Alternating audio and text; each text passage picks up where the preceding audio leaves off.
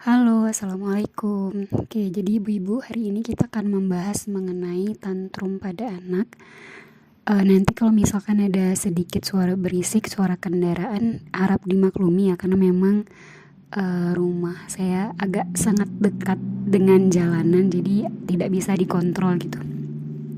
Oke, hari ini kita akan membahas mengenai tantrum pada anak. Jadi bagaimana kita mengenali dan menyikapi tantrum yang terjadi pada anak. Saya di sini dalam posisi tidak sedang mengajarkan ibu-ibu karena saya yakin ibu-ibu pasti tentunya sudah punya banyak pengalaman nih, apalagi yang udah punya anak lebih dari satu gitu. Sudah banyaklah pengalamannya dalam menghadapi anak tantrum gitu kan. Tapi di sini saya sedikit berbagi aja nih ke ibu-ibu semuanya tentang apa yang saya ketahui, yang pernah saya pelajari. Jadi kita sama-sama belajar lagi nih tentang tantrum pada anak. Nanti mungkin di diskusi kalau misalkan ada pertanyaan atau ada kasus, ibu-ibu yang lain bisa ikut mengomentari juga berdasarkan pengalamannya gitu ya. Jadi kita sama-sama belajar. Oke, sebenarnya tantrum pada anak itu apa sih gitu kan? Tantrum itu adalah reaksi frustrasi yang ditandai dengan emosi yang tidak menyenangkan dan perilaku yang berlebihan akibat kemarahan atau frustrasi yang dialami oleh anak. Ibu-ibu juga bisa ya sekalian dilihat slide yang sudah dibagi sebelumnya oleh salah satu tim dari Cendekiawan, Komunitas Cendekiawan. Nah, jadi sebenarnya tantrum itu adalah reaksi frustrasi yang dimunculkan oleh anak yang ditandai dengan adanya emosi-emosi yang tidak menyenangkan seperti misalkan marah, kesal yang muncul pada anak. Kemudian ada juga yang diikuti dengan perilaku-perilaku yang berlebihan yang tidak terkendali, misalkan anak-anak tiba-tiba menangis, berteriak, menjerit-jerit, berguling-guling gitu kan. Dan ini tuh berlebihan, jadi ditandai dengan emosi yang tidak menyenangkan dan perilaku yang tidak terkendali dan cenderung berlebihan karena ada kemarahan atau frustrasi yang dialami atau yang terjadi pada anak tersebut gitu ya. Nah, kemudian sebenarnya tantrum itu adalah sesuatu hal yang wajar atau enggak sih pada anak gitu loh. Sebenarnya tantrum itu adalah sesuatu hal yang pada umumnya terjadi pada anak, dan itu adalah sesuatu hal yang umum, bisa kita katakan cukup wajar terjadi pada anak karena memang pada usia-usia tantrum itu kan di usia 1 sampai 4 tahun ya biasanya ya tantrum itu terjadi gitu. Dan biasanya tantrum ini puncak-puncaknya itu sekitar usia 1 sampai 3 tahun gitu kan. Nah, tantrum ini sebenarnya wajar karena memang pada usia di bawah 4 tahun itu anak masih dalam fase belajar mengenali dan meregulasi emosinya. Dia masih dalam fase untuk kenal ini tuh emosi apa ya. Kalau saya lagi marah saya harus ngapain ya. Kalau misalkan saya marah seperti ini, adaptif gak sih? Bisa diterima gak ya sama lingkungan cara marah seperti ini? Kalau misalkan saya lagi kesel gimana ya? Ini perasaan apa ya namanya? Gimana caranya saya melampiaskan gitu. Nah, ini anak-anak pada usia 4 tahun ke bawah, dia memang sedang dalam fase belajar untuk kenal emosi itu apa dan gimana mengatur dan mengendalikan atau mengekspresikan si emosinya itu gitu ya. Nah, kemudian dia juga bisa dikatakan wajar karena memang pada usia 4 tahun ke bawah itu kan perkembangan kognitif anak kan belum matang ya. Jadi anak itu dia masih dalam fase, kalau kita mengacu ke salah satu teorinya psikologi perkembangan itu ada teori Piaget. Di teori Piaget itu dari 4 tahap perkembangan yang dilalui oleh individu sepanjang hidupnya, anak pada usia 4 tahun ke bawah itu dia paling tinggi itu dia berada pada tahap praoperasional, jadi tahap kedua gitu ya. Pada tahap praoperasional ini ada ciri khas itu adalah anak punya sifat egosentris. Nah, egosentris ini dia tidak selfish ya, dia bukan berarti dia hanya memikirkan dirinya sendiri, tapi pada saat itu anak mempunyai keyakinan kalau orang lain itu melihat dunia sebagaimana yang dia lihat gitu. Anak itu belum mampu untuk melihat, merasakan dan menginterpretasikan dunia berdasarkan pandangan orang lain. Menurut anak, kalau misalkan saya berpikir A, orang lain pasti akan memikirkan tentang ini A juga nih gitu loh. Jadi dia bukan selfish, dia hanya tidak bisa memahami bahwa orang-orang itu bisa punya sudut pandang yang berbeda, tapi anak belum paham gitu. Nah, ini ciri egosentris yang ada pada anak di usia tahap perkembangan yang pra-operasional ini. Jadi dia belum paham bahwa yang dia lihat sama orang lain lihat itu bisa berbeda. Kalau misalkan di tantrum, misalkan anak dia mau es krim, orang tua bilang enggak, jangan, karena misalkan pada saat itu cuaca lagi nggak bagus misalkan, kemudian anak punya kecenderungan kalau habis makan es krim dia tiba-tiba sakit apa gimana gitu kan. Nah, orang tua punya pemikiran itu, tapi anak berpikiran es krim ini kan makanan yang aku suka, harusnya boleh dong. Nah, anak tuh belum bisa ngelihat nggak boleh dari orang tua tuh kenapa gitu, dan kenapa nggak boleh. Kalau menurut dia boleh, ya harusnya boleh. Nah, anak tuh pada usia itu begitu cara berpikirnya gitu. Nah, kemudian yang ketiga, anak punya keterbatasan dalam berbahasa. Jadi anak itu belum mampu mengutarakan keinginan, tujuan, perasaan tentang yang dia mau, tentang yang dia rasakan dengan tepat. Misalkan kalau dia kesal, misalkan dia lagi gak suka nih sama situasi ini, sedang gak nyaman. Nah, mungkin pada saat itu anak tidak mampu mengungkapkan dengan cara yang tepat, dengan bahasa yang tepat, maksudnya dia apa sih, apa yang dia rasakan gitu. Sehingga ujung-ujungnya terjadi kekesalan, frustrasi yang kemudian diluapkan oleh anak dengan cara tantrum gitu ya. Nah, kemudian batas wajar tantrum itu apa gitu. Nah, sebenarnya tadi dia tantrum itu wajar ya, karena tantrum itu ada bagian dari fase perkembangan yang memang harus dilalui oleh anak. Tadi sudah saya jelaskan ada 3 poin, tapi perlu diketahui juga kapan tantrum itu bisa dikatakan wajar dan kapan dia sudah dikatakan tidak wajar, atau ini udah red flag nih buat kita. Mungkin perlu dibawa ke ahlinya, perlu mendapatkan bantuan lebih, perlu ada modifikasi perilaku dan lainnya mungkin gitu loh. Jadi dia bisa wajar tapi bisa nggak wajar juga gitu. Dia wajar kalau misalkan tantrum itu memang masih berlangsung di usia perkembangan yang 4 tahun ke bawah tadi. Jadi kalau terjadi di usia 1 sampai 4 tahun itu masih bisa dikatakan oke, ini masih tantrum yang batas wajar karena dia masih mengenali hal-hal lainnya gitu yang tadi saya jelaskan. Kemudian dia menjadi tidak wajar atau sudah menjadi red flag nih buat kita ketika dia menetap di usia sampai 5 tahun ke atas. Misalkan dia udah usia 5 tahun atau lebih 5 tahun, 6 tahun misalkan, yang harusnya dia udah bisa mengatakan dia kalau nggak suka kenapa, ini kenapa, apa yang terjadi, apa yang dia rasa, dia masih tantrum di usia 5 tahun ke atas, itu bisa jadi tanda-tanda bahwa ini udah perlu penanganan nih gitu loh. Ini udah mungkin perlu penanganan ekstra lah gitu ya. Nah, kemudian kita bisa lihat wajar nggak wajar itu selain dari usia tadi, usia terjadinya tantrum, itu bisa juga dilihat dari perilaku yang dimunculkan oleh anak ketika dia tantrum. Misalkan dia akan menjadi cukup wajar kalau misalkan tantrumnya itu masih ditunjukkan melalui perilaku-perilaku yang misalnya menangis, kemudian berguling, menjerit, narik-narik tangan, narik-narik baju. Kita tuh biasanya kalau tantrum tuh suka narik-narik baju orang tuanya gitu misalkan ya. Nah, itu masih bisa kita kategorikan wajar nih. Tapi tantrum itu menjadi tidak wajar ketika perilaku yang dimunculkan anak ketika tantrum itu sudah perilaku-perilaku yang dapat merugikan baik dirinya sendiri maupun orang lain. Yang misalnya sudah mulai muncul perilaku-perilaku yang melukai diri sendiri atau melukai orang lain gitu ya. Jadi udah dampaknya itu udah sudah bisa berdampak atau berakibat buruk terhadap dirinya maupun terhadap orang lain. Contohnya tadi sudah melukai gitu ya, baik dirinya maupun orang lain. Kemudian kita bisa lihat dari rentang waktunya. Tantrum itu masih bisa dikatakan wajar kalau dia masih umumnya tantrum itu terjadi 10-15 menit. Kemudian anak berhenti misalkan. Tapi kalau misalkan tantrumnya itu lama banget, udah 15 menit lebih, 20 menit, dia gak berhenti-berhenti tantrum, jadi ini bisa dikatakan sebagai indikator bisa jadi ini sudah tidak wajar gitu ya. Nah, kemudian kita bisa lihat dari frekuensi terjadinya tantrum.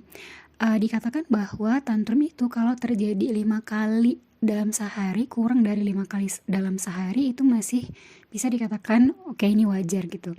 Tapi kalau misalkan lebih dari 5 kali sehari atau apa-apa tantrum, dikit-dikit tantrum, sebentar-bentar tantrum, sehari itu tantrum aja gitu misalkan ya, nah ini sudah tanda bahwa mungkin ini tidak wajar, ini sudah red flag, perlu bantuan nih mungkin dari profesional misalkan. Nah, kemudian bisa dilihat juga dari poin suasana hatinya anak gitu.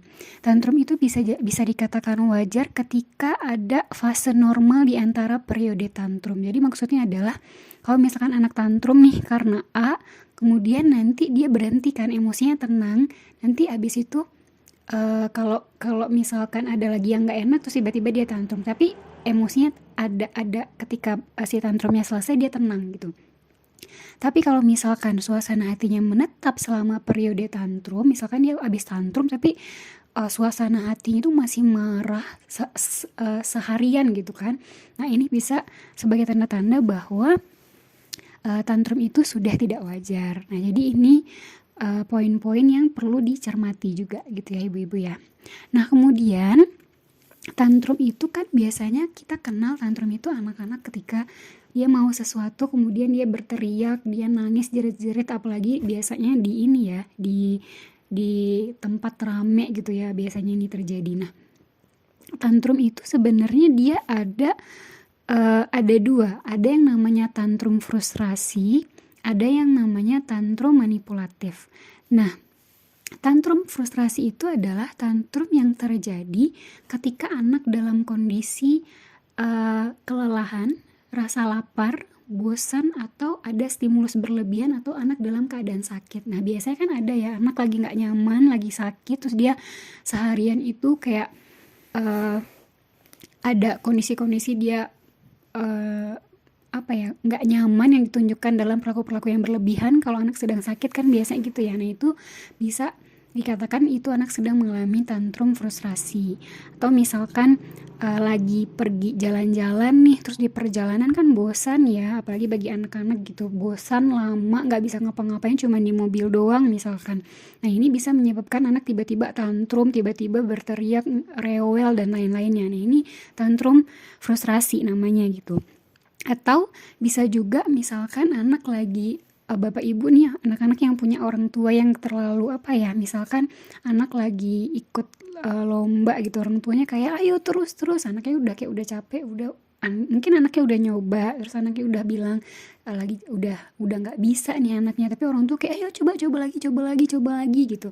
Jadi kayak orang tuanya itu terlalu memaksakan kehendak ke anak, terus tiba-tiba anak tantrum. Nah, itu namanya tantrum frustrasi. Jadi tantrum itu terjadi karena ada situasi atau kondisi yang gak nyaman buat anak. Misalkan karena dia lagi kelelahan, kemudian lapar, kemudian bosan, ada stimulus yang berlebihan, atau anak dalam kondisi sakit gitu ya. Nah, kemudian ada juga namanya tantrum manipulatif. Nah, tantrum manipulatif ini berbeda. Tantrum manipulatif ini adalah tantrum yang muncul ketika anak menginginkan sesuatu dan dia ingin keinginannya itu segera dipenuhi. Biasanya tujuannya itu adalah agar dia mendapatkan perhatian dari keluarga atau dari lingkungannya, yang kemudian dia tunjukkan dengan usaha. Dengan tantrum ini dia mau keinginannya itu dapat dan dikabulkan gitu ya. Nah, ini contohnya misalkan nih kalau di mall kita lagi jalan-jalan, terus anak-anak lihat toko permen kah atau ngelihat toko mainan, terus dia tiba-tiba mau mainan itu, terus karena mungkin ibu-ibu berpikir bahwa udah minggu ini tuh udah beli mainan berapa kali, atau anaknya udah punya mainan yang sama di rumah, kemudian ibu-ibu nggak mau ngasih, terus tiba-tiba anak tantrum jerit-jerit di depan orang rame. Nah, itu namanya tantrum manipulatif gitu ya. Jadi tantrum yang dilakukan oleh anak karena dia menginginkan sesuatu, untuk itu dia perlu menarik perhatian orang tuanya supaya dikasih nih gitu loh. Itu namanya tantrum manipulatif. Nah, kemudian apa yang menyebabkan anak tantrum? Tadi usia, memang pada usia 4 tahun ke bawah memang prosesnya anak-anak masih perlu belajar dan mengenali hal-hal di dalam dirinya gitu ya. baik itu perasaannya, emosinya, pikirannya, dan lain-lain. Kemudian perkembangan tadi udah jelaskan juga terkait dengan bahasa, kemudian dengan kognitif, kemudian keadaan yang tidak menyenangkan, yang tidak nyaman buat anak, itu membuat anak tantrum. Tadi misalkan tantrum yang saya jelaskan mengenai tantrum frustrasi. Nah, kemudian pola asuh. Pola asuh ini bisa menjadi penyebab anak menjadi tantrum. Saya bisa katakan seperti ini. Pola asuh itu bisa menjadi penyebab apakah tantrum itu akan bisa diatasi atau malah menetap dan punya pola-pola yang baru gitu. Kadang kita nggak sadar bahwa bisa jadi pola asuh itulah yang merangsang tantrum itu menetap pada anak. Jadi memperparah tantrum pada anak. Misalkan ketika anak tantrum, orang tua nggak kasih, misalkan misalkan anaknya tantrum, kemudian orang tuanya kayak ya udahlah daripada malu ya di rame gitu kan, orang pada ngeliatin, kasih aja gitu. Pola asuh ini akan membuat anak belajar, oke, saya tahu nih tantrumnya kapan, ketika orang rame, supaya orang tua saya mau ngasih nih karena dia paham kelemahan orang tuanya di mana gitu. Karena memang dalam hidup ini kan kalau di psikologi itu kan seseorang belajar ya sepanjang rentang kehidupannya, termasuk anak-anak dia akan belajar kapan keinginan saya ini akan terpenuhi.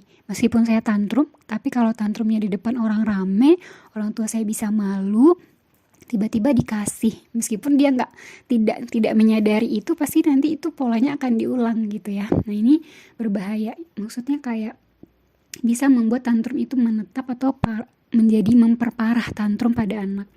Nah, kemudian atau ketidakkonsistenan antara ayah dan ibu atau dengan orang lain. Misalkan dia anaknya mau ini, bilang ke ayahnya nggak mau, atau bilang ke ibunya nggak mau, tapi ketika dia bilang ke ibunya bilang enggak, terus dia nangis, terus ayah misalkan ada aja tuh salah satu di antara ayah apa ibunya yang lebih lemah dalam menerapkan disiplin dan aturan, misalkan ya udah kasih aja, kasihan gitu kan. Nah, ini juga membuat anak belajar, saya harus tantrumnya ke siapa yang lemah gitu, siapa yang paling mungkin saya tantrumin gitu lah ibaratnya ya. Nah, kemudian tapi kalau misalkan pada fase tantrum ini ibu-ibu bisa mengajarkan anak untuk mengenali dan mengatasi emosinya itu dengan baik, itu akan membantu anak ini untuk tantrumnya berkurang atau berhenti gitu ya, sehingga anak sukses untuk berhasil melalui fase perkembangan ini gitu. Lalu apa yang bisa dilakukan oleh orang tua gitu? Nah, jadi kita sebenarnya bisa bisa membantu anak untuk sukses melalui fase ini, baik itu ketika dia sedang tantrum atau enggak gitu. Ketika anak sedang tidak tantrum, kita ajarkan anak untuk mengenali dan mengelola emosinya. Misalkan anak dia abis main nih sama teman-temannya gitu kan, misalkan anak usia 4 tahun abis main sama temennya, pulang-pulang bilang, bunda tadi mainan aku diambil nih sama si A gitu kan. Nah, terus kalau respon orang tuanya, mama kan udah bilang ya jangan main sama si A, masih aja main sama si A. Nah, anak kan belajar ya cara merespon situasi itu, seperti marah ternyata gitu kan. Beda cerita kalau misalkan respon yang baik itu pada saat itu kan ibu-ibu punya diberikan satu peluang untuk mengajarkan anak tentang emosi yang dia rasakan apa. Jadi yang perlu dilakukan itu responnya adalah ibu-ibu bisa tanya, waktu itu kamu ketika mainannya diambil kamu ngerasa apa? Sedih ya, kesel, marah. Nah, jadi dia tahu ketika terjadi hal ini ke saya, ada perasaan yang gak enak, itu namanya kesel ya ternyata. Nah, dia belajar konsep kesel gitu kan. Kemudian ditanyain, lalu kamu ngapain tadi gitu kan habis mainannya diambil. Nah, kalau misalkan dia bilang aku ambil nih secara paksa, nah itu juga menjadi momen bagi ibu-ibu untuk bisa ngajarin kamu. Ibu-ibu bisa bilang bahwa nanti kalau misalkan itu terjadi, kamu minta mainannya baik-baik ke anak gitu, ke si A gitu kan. Jadi anak belajar, ternyata tadi yang saya lakukan itu nggak seharusnya kayak gitu ya gitu loh. Kemudian kalau enggak, ajarkan anak nanti, kalau enggak kamu bisa minta bantuan ke orang dewasa, sehingga dia akan dapat clue lah gitu kan, kalau diajarin terus-terus kan dia paham nanti tuh gimana harusnya bersikap gitu loh. Jadi di poin ini kan kita ngajarin anak untuk kenal emosinya dan mengajarkan dia bagaimana mengatasi masalah dan bersikap di situasi yang tidak menyenangkan bagi dia gitu. Nah ini akan mengajarkan anak tentang hal-hal seperti itu gitu. Nah kemudian konsisten pola asuh. Jadi ketika anak tidak tantrum itu ya pola asuh dan disiplin dari orang tua itu konsisten, baik dari baik aturannya atau antar pasangan konsisten, kalau enggak ya enggak gitu loh.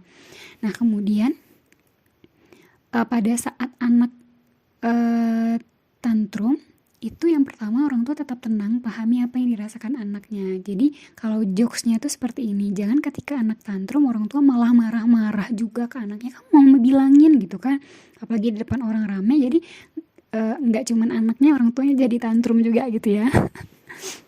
Jadi tetap tenang, pahami yang dirasakan oleh anak. Jadi jangan terpancing emosi juga gitu, karena anak akan belajar kalau gitu marah nggak apa-apa gitu. Pada situasi yang tidak menyenangkan nggak apa-apa nih, berarti teriak, dipukul, orang tua saya juga kayak gitu kan. Jadi ini akan memperparah tantrum pada anak juga. Nah kemudian konsisten pengasuhan tadi, selanjutnya sebenarnya jangan ketika anak tantrum itu jangan mengikuti keinginan anak. Jadi harus konsisten pola asuh, baik antara aturannya tadi yang saya bilang, tapi juga antara pasangan gitu. Kemudian hindari mengiming-imingi anak. Misalkan kalau dia mau ice cream gitu, terus orang kita kan biasanya kalau nggak mau ngasih ice cream kita akan bilang nanti mau kasih permen ya gitu. Nah anak akan belajar nih, nggak apa-apa nih, tantrum aja nih, pasti nanti dapet yang lain gitu. Jadi jangan mengiming-imingi kalau nggak A dapet B gitu, karena ini anak akan belajar juga gitu loh. Nah kemudian cari tahu apa yang sebenarnya dibutuhkan anak. Tadi tantrum frustrasi kan sebenarnya ada kebutuhan yang tidak terpenuhi kan di anak, karena misalkan dia butuh istirahat, dia udah lelah, tiba-tiba dia tantrum. Nah cari tahu apa sebenarnya yang dibutuhkan oleh anak. Kemudian kenali penyebab tantrum pada anak. Kalau tantrum frustrasi, misalkan ibu-ibu kan paham ya, misalkan anak saya itu makannya di jam berapa. Kalau misalkan dia udah lewat jam makan, tiba-tiba dia tantrum gitu, misalkan usia 2 tahun lah gitu ya. Nah ini ibu-ibu berarti harus tahu tantrumnya kenapa, penyebabnya apa. Kalau misalkan dia tantrum biasanya karena dia lapar, karena dia kelelahan, berarti hindari situasi-situasi yang membuat ketidaknyamanan pada anak itu gitu loh. Kemudian kalau misalkan anak ini tantrumnya itu adalah tantrum manipulatif, misalkan kalau ke mall dia kalau ke mall dia minta mainan terus, bisa adakan kontrak ke anak. Jadi bilang nanti mama ke mall, misalkan nih sebelum pergi, mama mau ke mall, kalau kamu mau ikut tapi kita nggak boleh ya, tapi kita tidak akan membeli mainan nih, nanti mama cuman kesini aja nih, kesini aja gitu. Kalau misalkan kamu minta mainan, lebih baik kamu tinggal aja di sini sama papa dulu di rumah gitu. Jadi kita bisa menghindari kejadian-kejadian yang mungkin men-trigger terjadinya tantrum pada anak gitu loh. Kemudian